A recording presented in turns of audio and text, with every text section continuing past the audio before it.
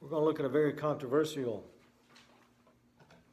scripture, one that you may not agree with me on how I interpret it, and that's fine. You can be wrong if you want to. That's your privilege. But I think it fits really well with the way things have gone on down through history and what we're going through today. The four horsemen in the book of Luke. Luke 17 and 21 give us the Olivet Discourse. We also find the Olivet Discourse in Matthew 24 and Mark 13, but many have discovered the four horsemen of the apocalypse is in the, let me plug in here. The four horsemen of the apocalypse is in Luke chapter 21. I'm not dogmatic on anything I say this evening, but I believe it best fits what the Bible tells us and what Bible prophecy tells us. I am but a fallible man, so I cannot know the mind of God on this. But we can take the Scriptures as a whole, and Scriptures only. We can be pretty accurate about our understanding of Bible prophecy. I'm a big believer in that. Okay, Luke 21:8. The first seal. Luke 21, verses 8 through 26 we'll look at, and we're going to turn to Revelation chapter 6, I believe. The first seal is the white horse in Revelation chapter 6. But we're going to look at it here in Luke 21:8. A white horse stands for false Christ from the first century until the end of the tribulation.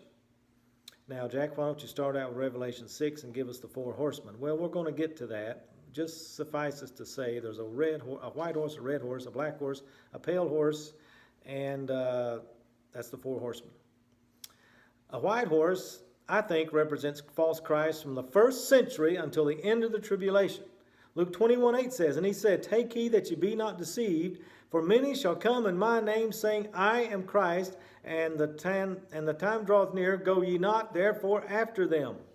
As time goes on, as time draws near, as near the end, 1 John 2:18 says, "Little children, it is the last time, as ye have heard, that Antichrist shall come. Even now there are many Antichrists." Now, first century, whereby we know that it is the last time. The last time for John was the church age. There have been many men down through the ages that have shown the tendency to act as gods, Christ-like figures with all the answers and promises of peace and security. But it's always a lie. Daniel 11 describes this man of sin. Daniel also describes an Antichrist by the name of Antiochus Epiphanes, who will desecrate the temple around 175 BC. So there's been many Antichrists down through the years. So that's the white horse. I think it represents the Hitlers, the Stalins, the Mussolinis, all these wicked men down through Saddam Hussein, all these men, Pol Pot, Mao Zedong, all these wicked men down through the ages that have tried to rule the world. Genghis Khan, we can just go on and on about these little tin-pot dictators. Some killed millions, some ruled millions. So I think the white horse stands for all these false Christs. Every man that wants to take the place of God in our life is a false Christ. And of course, we have the real false Christs of the last 175 years, the cults of the Jehovah's Witnesses and the Mormons. They're false Christs. They've arisen. We've got more cults in the last 170 years than ever in all of mankind before that. The second seal is a red horse, war and civil unrest from the first century until the end of the tribulation, according to Revelation 6. Luke 21:9 says, "But when ye shall hear wars and rumors of wars and commotions, be not terrified, for these things must first come to pass, but the end is not by and by." Luke 21:10 says, "Then he said, Nation shall rise against nation, kingdom against kingdom." Nation and kingdom means ethnic group against ethnic group. I think that's the one that means ethnos against ethnos. Ethnic group against ethnic group. Nation against nation. Friend against friend. Wars and rumors of wars. "But be not terrified, for these things must first come to pass, but the end is not yet." So the second seal, red horse, we've had war and civil unrest down through the ages, through society. That's just part of being human, is to have wars and civil unrest. Well, wouldn't it be better just to have one nation, have one government, world government? No, then no one would have any freedom. No one would have any rights. No one would have property. eventually one guy takes control. That's just the way we are. We're always going to default to a one world government where we have a king who tells us what to do and takes away all of our freedoms. God wanted us to have civil government in 212 nations. That way, there's a better chance for freedom, better chance for a constitution, and most, I would say half the nations of the world have some form of freedom and laws like we do, not exactly like us, but most countries do have pretty much freedom. You get into Muslim nations and communist nations. Communism used to be more widespread than it is, but it's the trouble with communism today. Two of the biggest nations of the world are communists, Russia and China. That's our problem today. Okay, the red horse, war and civil unrest, has been going on since the first century. Everyone would agree to that. Third seal, the black horse, untimely death, persecution from the first century until the end of the tribulation, Revelation chapter 6. Luke 21:11 says, and great earthquakes shall be in divers places, and fearful sights, and great signs shall there be from heaven. Luke 21:12, but before all these, they shall lay their hands upon you and persecute you, delivering you up to the synagogues and to the prisons, being brought before the kings and rulers for my name's sake. Luke 21:13, and it, that is the world, shall turn to you for a testimony. Listen, it's the key phrases in Luke 21:2 says, or is it 21:2? Before all these, that phrase, before all these, before the earthquakes and divers places and fearful sights and great signs from heaven, before all these, they're going to persecute Christians. Millions of Christians have been persecuted down through the ages. Millions of Christians have been not only persecuted, but martyred for their faith. 90,000 every year today in this modern era. Christians are being slaughtered every year. But no one pays any attention to it. No one pays any attention to the wholesale slaughter of Christians going on today and has been going on since the first century. The black horse is untimely death and persecution from the first century. And it says also, untimely death, great earthquakes shall be in divers places. That's today. And earthquakes have been increasing in rates every single decade.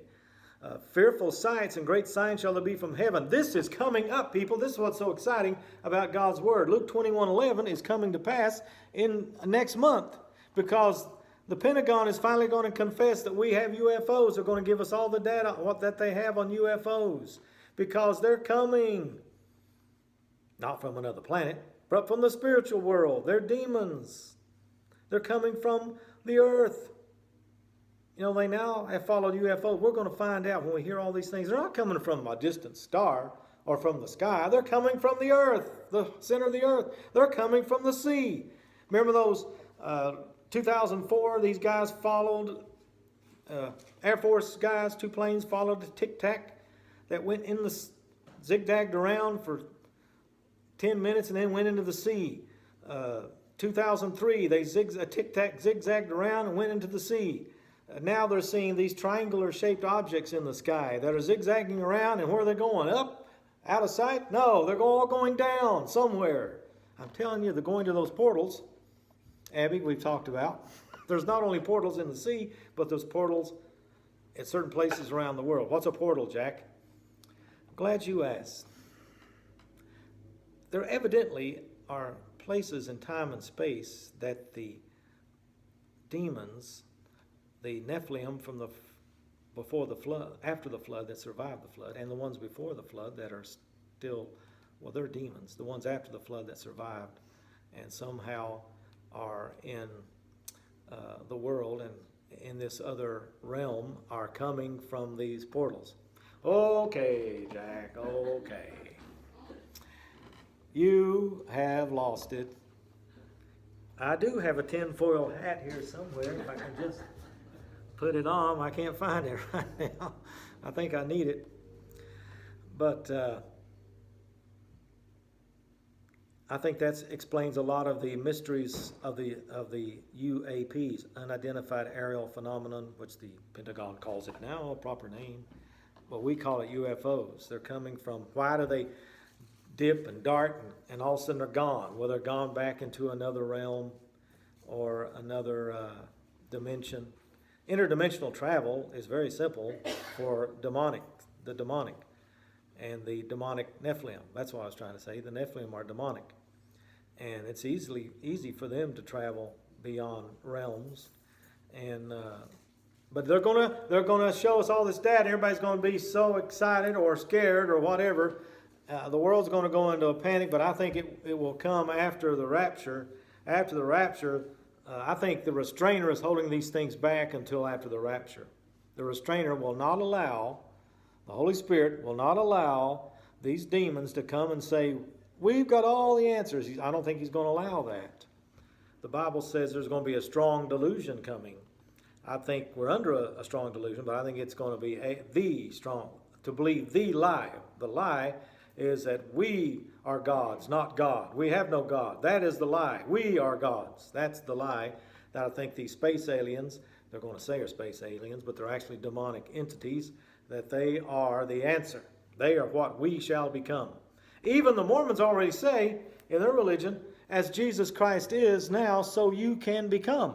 They believe everyone. Jesus is just a great Mormon. Was a man that became a great Mormon. That's what they believe. So anyway, third seal. Fourth seal, pale horse, famine and disease from the first century till the end of the tribulation. Revelation 6. Revelation 21:11 or Luke 21:11 says, famines and pestilences. It finishes up, great earthquakes shall be in divers places, fearful sights and great signs shall be from heaven, and famines and pestilences. And we're seeing the pale horse of famine and pestilences. Pale horse means famine and disease from the first century to the end of the tribulation. Revelation 6 tells us. Famines and disease. I don't have to tell you, we've had famines and disease, bubonic plague, Black Death, all kinds of diseases all through history. And everything will increase in the last days. I've told you before, and I've been a prophet. Well, I'm a non-profit organization. I'm not really a prophet. Of course I'm not a prophet. But I told you last year that we would never, ever get over COVID-19. And we are not. Look what's happening in India. It's gone wild. I can give you my theories on that, but I'm not going to. Since this is going to be on YouTube, they will cancel me. But ask me later and I'll tell you the theory behind what's happening in India. And it's got to do with vaccines. Okay. Pale horse, famine and disease. Fifth seal, martyrdom from the first century until the end of the tribulation. Now I'm talking about seals also. I forgot to mention that. We have the four horsemen. We have the six seals in chapter 6. Actually 7 seals, but 6 seals of the 7 are in chapter 6 of Revelation. I think the 6 seals, which describe the four horsemen, are events that have happened from history, Christ, until the end of the tribulation. Okay, now the fifth seal. We're past the four horsemen. Now the fifth seal is martyrdom from the first century until the end of the tribulation. We got more. This is Christian martyrdom. Verse 21, Luke 21:14. Settle it therefore in your hearts, not to meditate before what you shall answer. Luke 21:15. For I will give you a mouth and wisdom, which all your adversaries shall not be able to gainsay nor resist. Verse 16. And ye shall be betrayed both by parents and brethren and kinfolks and friends, and some of you they shall cause to be put to death. Listen, people, this martyrdom for the first century in the tribulation, this has been going on. They've been betraying parents, and God has been giving his people courage to speak. Look at the men burned at the stake. Fox's Book of Martyr, he gave them courage to speak and words to say before they died. He gave them a mouth and a wisdom, and no one could resist their wisdom. That's already happened, and it's happening today and will happen tomorrow. Up until the end of the tribulation, there's going to be martyrs. And one day martyrdom will end, praise God. But there's going to be martyrdom for Christ, has been since the first century till the end of the tribulation. And what's interesting was, as we see, all these things will get worse and worse. All these things are going to get worse and worse as it just builds and builds and builds and builds. And look right now, you can betray your parents and brethren and kinfolks and friends and cause them to be put to death even by telling on them about COVID. I mean, I noticed today I went to the a local restaurant here in town. Nobody came in with a mask. Now the workers had a mask, and everybody left without a mask. Praise God. A little bit of normality, but I'm afraid it won't last very long. You shall be betrayed. That is, people are betraying even parents and brothers and sisters in the church, your kinfolk too, over mask wearing, mask shaming. And now it's going to be vaccination shaming. They're not vaccinated. Hey, authorities, yeah, 2 or 3 people in my family are not vaccinated. I'm afraid for their lives and the lives that they get around. Okay, you're going to pick them up? Thanks. You think that won't happen? I think it will. The 6th seal summarized the tribulation period of 7 years, first half of the tribulation. The 6th seal, and we'll get to that in a minute. It summarizes the tribulation period of 7 years, and I'll go over that here in a minute. I think that 6 seals summarizes the whole thing, first half and second half of the tribulation. Now here's some more. First half of the tribulation maybe, Luke 21:17, you shall be hated of all men for my name's sake, but there shall not one, verse 18 says, but there shall not a hair of your head perish. Sorry guys, for some of you his hair has already perished. Luke 21:19, in your patience possess ye your souls, but you'll at least keep what you got. Not one hair of your head shall perish. In your patience possess ye your souls. This is going to happen in the first half of the tribulation, I believe, is that martyrdom will occur of Christians in the first half, and then in the second half of the tribulation, martyrdom will occur for the Jews, as Satan turns his wrath and anger toward the Jews in the second half of the tribulation. First half, his anger is against Christians. The midpoint of the tribulation, Luke 21:20, and ye shall see Jerusalem compassed with armies, then know that the desolation thereof is nigh. Luke 21:21. And then let them which are in Judea flee to the mountains, let them which are in the midst of it depart out, let not them that are in the countries enter thereinto. The midpoint of the tribulation is when the 2 witnesses are slain, and 3.5 days later they raise from the dead as the Antichrist comes back from the pit and empowered by the devil.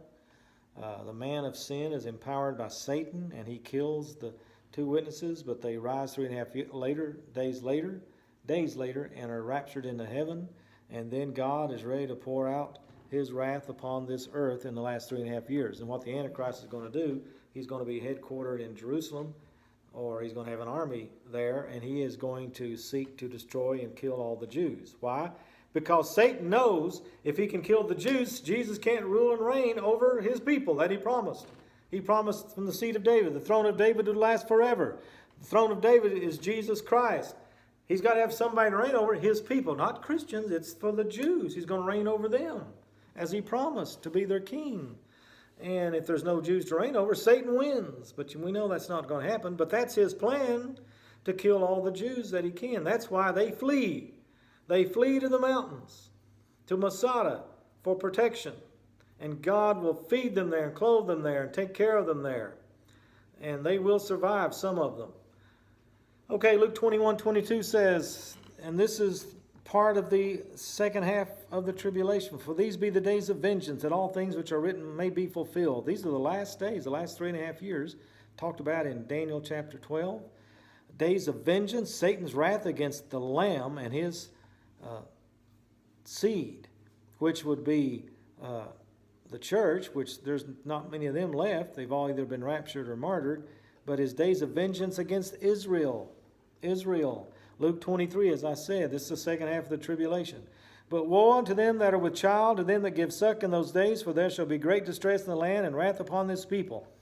There is going to be either a threat of a nuclear attack against Israel, and they're going to have just a few moments to get out. The Iron Dome, they're going to be dropping who knows what, missiles or whatever. The Iron Dome will catch some of them. They'll have like, when the Russia shoots a missile, now it's supersonic.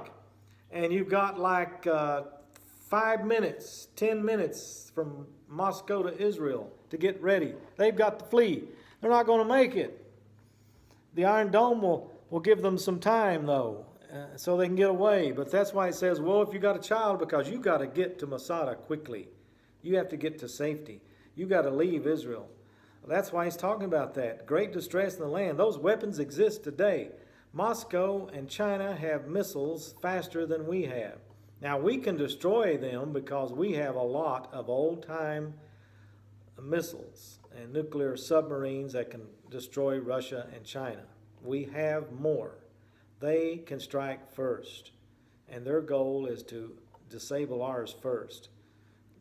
That's the reason we don't have, people say, well, the United States is so far behind. We built up enough nuclear capability to still destroy Russia and China. We still have more missiles than they do. Nobody really knows how many we have or where they're at. There could be some back in the hills of, we know there's some in the Smoky Mountains. We know there's launch points in the mountains in West Virginia. We know there's launch points in Pennsylvania and Colorado and Texas and California. We know there's launch points all over this country, Florida. So they might knock out a few, but they'll never get them all. But we're raptured. The church is raptured. The United States is leaderless, has no leadership. I mean, they'll have about what they have now. We don't have leadership now. Can you imagine they'll be in control with not a single person to tell them no? And they're the ones in Ezekiel 38 or is it 39 that say, what are you going to do to Israel? Before the tribulation, there's the Gog-Magog war when Russia invades Israel with ground troops, and all the nations around are going to say, what do you plan to do? No one's going to defend Israel because they're weak and powerless. We're not going to... United States wants... Here's what our leadership today wants. They want little wars that cost a lot of money, and the war machine can keep making money. Making money. They want that war machine cranked up again. They want little skirmishes. They want to stay in wars. You know, that's why they're Syria, and they've got ships out there in the Sea of Japan. They want to be at war, the business of war, because it makes money. Money. They don't want no big war, though. They don't want no nuclear holocaust, because that'll mess up their islands and their little game. They don't want that. Russia and China don't really want that. But it looks like in the book of Revelation that somebody's going to launch something. Some idiot leaned on the button. I don't know who it was. These guys are so old in leadership today. Maybe one of them passed gas and he fell over and hit the button. I don't know. But it's very possible. You know, we trip all the time. Seventh seal brings all trumpet and bowl judgments, which are summarized here and in Revelation chapter 6. Here's Luke 21:25, which summarizes the seventh seal. And there shall be signs. This is the last days. Last of it. It's all over. There shall be signs in the sun and the moon and the stars, upon the earth, distress of nations, with perplexity and seas and waves roaring. It's going to be awful. Just nothing is right. The moon's not right. The sun's... There's signs in the sun, in the stars. Something's going on in the atmosphere. And upon the earth, distress of nations with perplexities. That is, it's distress and nobody knows what to do. Everybody's wringing their hands. Luke 26 says, men's hearts failing them for fear. It's a time of great fear. Seas and waves roaring. Don't have a house on the coast because you're going to be underwater. Tsunamis occurring. Nothing's right. No more comfort.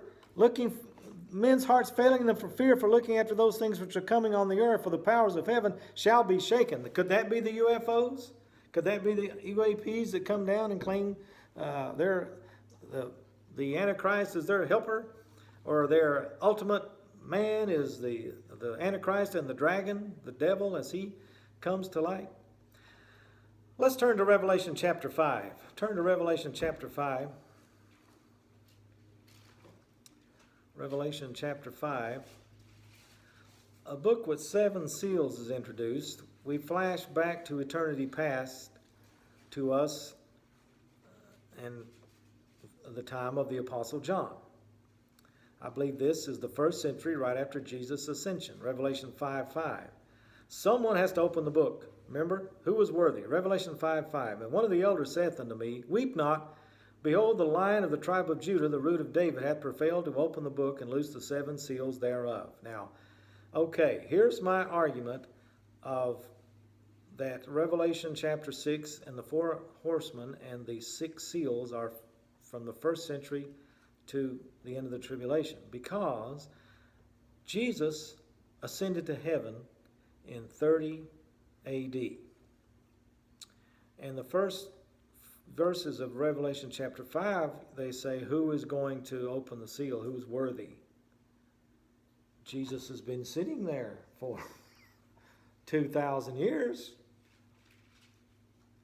But it says all of a sudden in verse 5, one of the elders said to me, weep not, behold the Lion of the tribe of Judah. He's prevailed.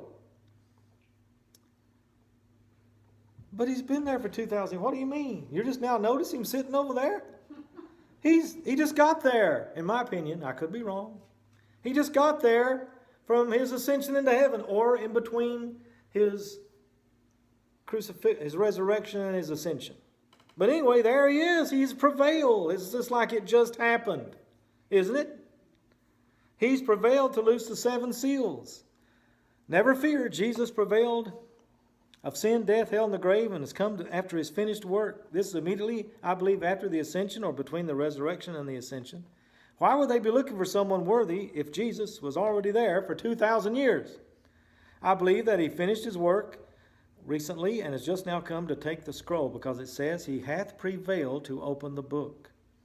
The Lamb appears in the midst of the elders. He takes the book with the 7 seals. It's time to reveal the consummation of history. That's what the 7 seals are about. Seal judgments are open. I believe these are the things which is to come, which shall be, from John's perspective. To us it is the things which was, which thou hast seen, and which thing which is to come, which shall be. But remember, Jesus told John to write what he sees. Noise of thunder and the 4 beasts of all creation say, come and see. All of church history is unfolded in the next 6 seal judgments. That's why only Jesus can open and decide world history. It is the history of the world in the church age and its consummation of the day of the Lord prophesied about in so many passages of the Bible. They've got the 4 beasts. Some think they stand for the 4 books of the 4 Matthew, Mark, Luke, and John. Okay, now we go to Revelation chapter 6, 1. Revelation chapter 6, 1. Chapter 6, verse 1. There's the first seal, a white horse. And when I saw the Lamb opened one of the seals, and I heard as it were the noise of thunder, one of the 4 beasts saying, come and see. Verse 2. And I saw, and behold, a white horse. He that sat on him had a bow, and a crown was given unto him, and he went forth conquering and to conquer. All the false Christs and leaders in world history that have failed, leading to the final Antichrist, the beast, the final false Christ. Some people believe this is Jesus Christ, but if the book of Revelation is in chronological order, then we must conclude that if the other horsemen are judgments, then why would this one be Jesus Christ? The Antichrist is part of the judgment of God upon this world. Christ is the judge, not the judgment. The Antichrist appears as Christ, as a substitute, the ultimate Antichrist. Very few good preachers, teachers, and researchers and scholars believe this is Jesus, but most good teachers, preachers, and researchers and scholars believe it is also the Antichrist. Very good teachers believe it's Christ. Very good teachers believe it's the Antichrist. I believe it's the Antichrist, or represents Antichrist down through history. Second seal, the red horse, war and bloodshed throughout history. It gets worse during the tribulation. Revelation 6, 3, and 4, and when he had opened the second seal, I heard a second beast say, come and see. And there went out another horse that was red, and power was given to him that sat thereon to take peace from the earth, that they should kill one another, and there was given unto him a great sword. This is war and bloodshed throughout history. Third seal, the black horse, famine, economic hardships, and starvation throughout history, and it will get worse during the tribulation. Everything gets worse as we get close to the birth of judgment, the birth pangs. Revelation, this is war and bloodshed throughout history. Third seal, the black horse, famine, economic hardship, starvation throughout history. It will get worse during the tribulation. Revelation 6, 5, and 6. When he had opened the third seal, I heard the third beast say, come and see. And I beheld, and lo, a black horse, and him that sat on him had a pair of balances in his hand. And I heard a voice in the midst of the 4 beasts say, a measure of wheat for a penny, and 3 measures of barley for a penny. And see thou hurt not the oil and the wine. We've always had economic hardship and economic collapses, and we've always had these things. But you have to understand, money and pennies have only been around for a few centuries. So I think it's going to get worse during the tribulation. Money has only meant something in the last 2,000 years since Christ. Romans had coins. Coinage only really got going in the last 2,500 to 2,000 years. So what does that mean? Famine throughout history, economic hardship, starvation throughout history. And it's going to get worse. The fourth seal, the pale horse, untimely death. Now here's the kicker. It says 1/4 of the world has been killed by war, hunger, sickness, disease, and beasts of the earth, large animals to tiny microbes. This includes the past and today. Jesus said we would have pestilences and they would get worse. Revelation 6, 7, and 8, when he had opened the fourth seal, I heard the voice of the fourth beast say, "Come and see." And I looked, and behold, a pale horse, and his name that sat on him was Death, and hell followed with him. And power was given unto him over the fourth part of the earth to kill with the sword, with hunger, with death, and the beasts of the earth. Now listen, a fourth part of the people killed, and the tribulation hasn't even started yet. It hasn't even really begun yet. Because I'll show you why. But you can't have all this death when things really haven't gotten started. Untimely death. This is the 1/4 of the world since the time of Christ till the end of the tribulation will have been killed by war, hunger, sickness, disease, and beasts of the earth. Large animals were a big threat to people before the 20th century. You could be eaten by an animal. People were killed by animals all the time until we got bigger guns. And we learned to root them out with making cities, and the animals went other places. So, and still animals kill people. Snakes bite people. Tiny microbes kill people, don't they? So, beasts of the earth kill people, from the large to the tiny. Fifth seal, martyrs of all time. They're already in heaven crying out for justice. So this can't be the tribulation saints, for they're mentioned in chapter 7. And they're waiting for more martyrs in the tribulation. Converted multitudes from every nation martyred. There's no mention in the Bible of all the martyrs that would occur from the 1st century to the 21st century, before the tribulation. No mention until we get here. If this is the tribulation, there's no mention in history of all the martyrs in any prophecy. I believe this is it. Revelation 6, 9 to 11 says, "And when he had opened the fifth seal, I saw under the altar the souls of them that were slain for the word of God and for the testimony which they held. And they cried with a loud voice, saying, How long, O Lord, holy and true, dost thou not judge and avenge our blood on them that dwell on the earth?" Listen, how long? If they've just been martyred in the tribulation is only going to last 7 years. The Lord would say, "What are you so impatient for? You just died." These people have been waiting a long time, centuries. And they cried with a loud voice, saying, "How long, O Lord, holy and true, dost thou not judge and avenge our blood on them that dwell on the earth?" There's a lot of martyrs. You mean God's going to let all those that martyred Christians get off until you get to the tribulation? Now they're going to pay.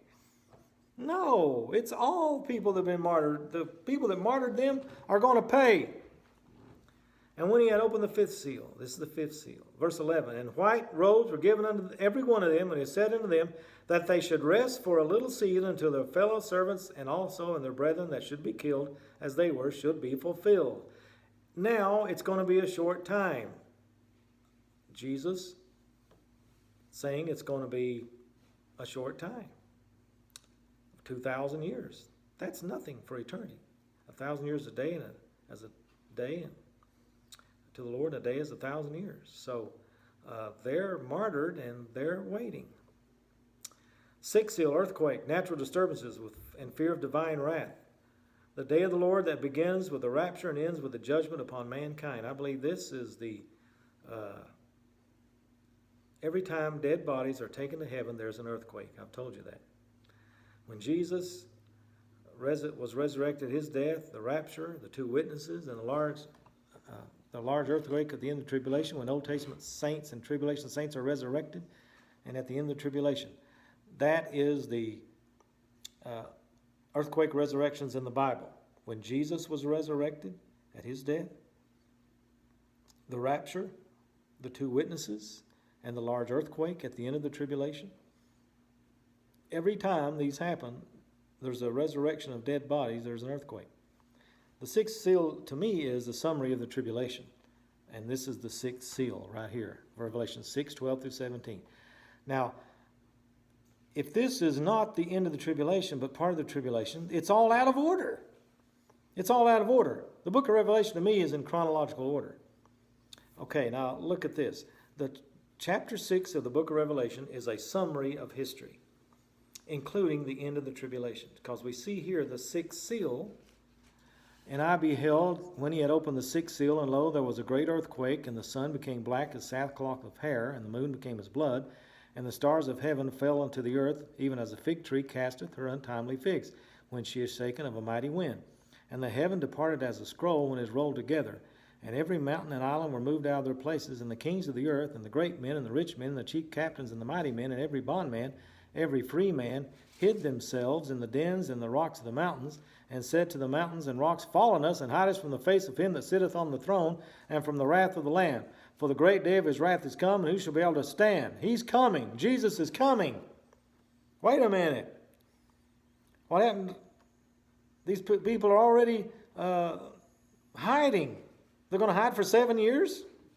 See, it doesn't make sense. They're already talking about the day of his wrath, that he's coming. So if you believe, okay, this is the first half of the tribulation, well, he's already coming. The great day of his wrath has come. He's coming.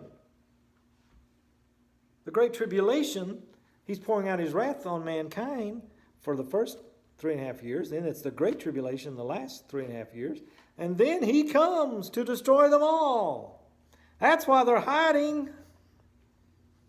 If they were hiding in the first part of the tribulation, then they wouldn't be any need to even talk about all the other stuff going on. You know, things are not going to be really bad in the first half of the tribulation for those people. What about take the mark? I mean, they got to take the mark later on. How are you going to take the mark if you're hiding under a rock? I mean, come on. I think this is a summary of the entire history of the world up to the end of the tribulation. The moon becomes blood, sun like sackcloth, stars falling, islands and mountains moved, describes events at the coming of Jesus Christ to the earth as described in Matthew 24, Luke 21, Mark 13. And the book of Joel describes it. Men hiding themselves from the wrath of God describes events of the coming of Jesus Christ, the trumpet and bowl judgments, and the end of the day of the Lord. These are part of the trumpet and bowl judgments, some of these things. So I believe Revelation 6 is a summary of church history and the coming day of the Lord and the trumpet and bowl judgments. The seventh seal. Okay, now, chapter 6. The seventh seal doesn't come until Revelation 8:1. There's silence in heaven for a half hour. Look at Revelation 8:1. Now, the sixth seal's done. Now they're going to have the 144,000 Jewish evangelists. I think that's in chapter 7. All ready to go. Okay, so people's already hiding in the rocks before the evangelists come out. It doesn't make sense, see? So now he opens the seventh seal. There was silence in heaven about the space of a half hour. You know why there's silence in heaven? The trumpet judgments are about to begin. And they're completed in the first half of the tribulation. Again, because the book of Revelation must be in chronological order. Revelation 16 begins the bowl judgments or the vial judgments. They occur after the midpoint of the tribulation or during the second half of the tribulation. So there you go. You can study more about that as you go on, as you read the book of Revelation. But I believe if you understand that chapter 5 and chapter 6 is a summary of how all this got started. What happened? Well, Jesus ascended and took the scroll of history and unrolled it. This is what's going to happen, people. And it has happened that way. We have had the white horse, the red horse, the black horse, and the pale horse. And they're getting worse. They're still riding today. And they're going to get worse. And we have had martyrs crying out for justice. Chapter 7 also talks about the martyrs of the tribulation period. So you can't have two sets. Well, I thought We just had some people martyred. Now you got more? Well, yeah, there's going to be more. But we got the tribulation martyrs. They're not the same. So, to me, I think this makes sense. And I've studied Revelation, read it a lot. I'm no expert, I'm telling you that. And I could be totally wrong. And if anybody has a different opinion, I won't get mad at you. Well, I'll get a little bit mad, let's be honest.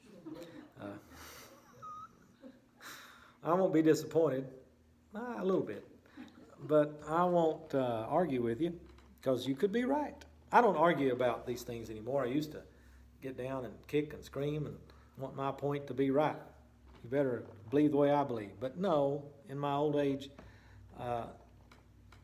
people can have legitimate reasons to believe what they believe. And like I said, some great Bible prophecy teachers believe that the 6 seals are coming in the future. And the reason I think they believe that is they really haven't been exposed to this teaching. They really haven't been exposed to it. And I wasn't. I had no idea until about a year ago when I saw this guy talking about earthquake resurrection. Now that could be the way it is. It seems to be there's an earthquake when people are resurrected and go to heaven. That's for sure. But it wasn't that. That I could say, okay, that's fine. But it was when he said world history is chapter 6. And he's a younger guy. He's not an old man, not a seasoned scholar. But he said, how can you read it any other way? I mean, and I've looked at it and read other people that believe this way and try to make sense of it. I wanted to figure out. Then I just looked at it myself. Without anything else but just the Bible. And then I started studying Luke 21. Just was going to do a message on it. Luke 21. And I began to realize, hey, the seals are right there in Revelation, or in Luke 21. So it all falls into place. You know, the world's not falling apart, it's only falling into place. So it is going to fall exactly the way the Lord wants it to. Okay.